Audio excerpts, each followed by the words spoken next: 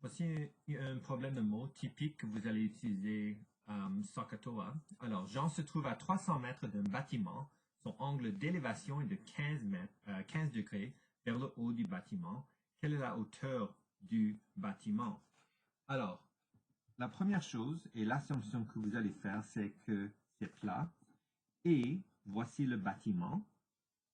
Et voici notre ami Jean. Alors, son angle d'élévation est de 15 degrés.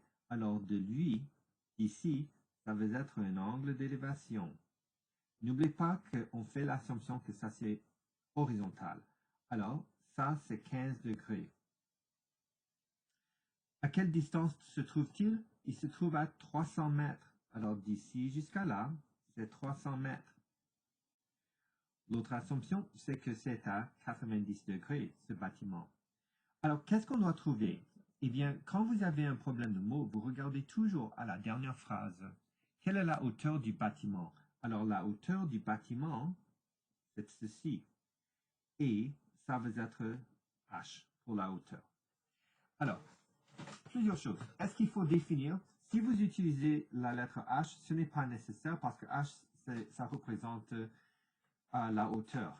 Mais je suggère que vous écrivez ceci, soit H, la hauteur du bâtiment. Pourquoi? Parce qu'il faut savoir que il se peut que vous allez définir cette partie ici. Quelle est la distance entre Jean et le toit ou le haut du bâtiment? Alors, ça va être un X, alors soit X, la hauteur du bâtiment. Alors, ce qui est important, il faut définir. D'accord? Alors, ensuite, une fois que vous avez ceci, je suggère fortement que vous redessinez le triangle sans le bâtiment. Alors, ça va être un H, ça c'est 300 mètres et ça c'est le 15 degrés. Alors, qu'est-ce qu'on doit commencer avec? On doit commencer avec θ est égal à ligne. Qu'est-ce que c'est? θ est ici, ça c'est l'opposé sur adjacent. Alors, qu'est-ce qui utilise opposé sur adjacent? C'est tan. N'oubliez pas, c'est SOHCAHTOA. Je sais que je dois utiliser TOA parce que c'est le seul qui utilise O et A. Alors, je remplace là-dedans.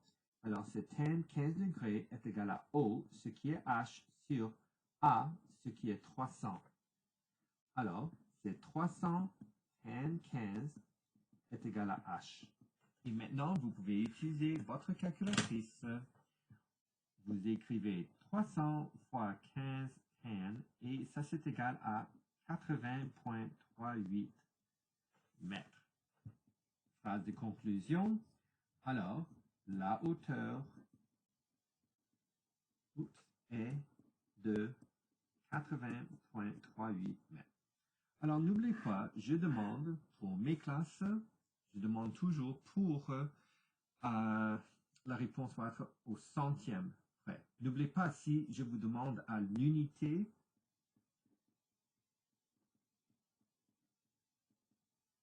ou au mètre près, ça va être 80 mètres. D'accord? Alors, faites attention avec cela.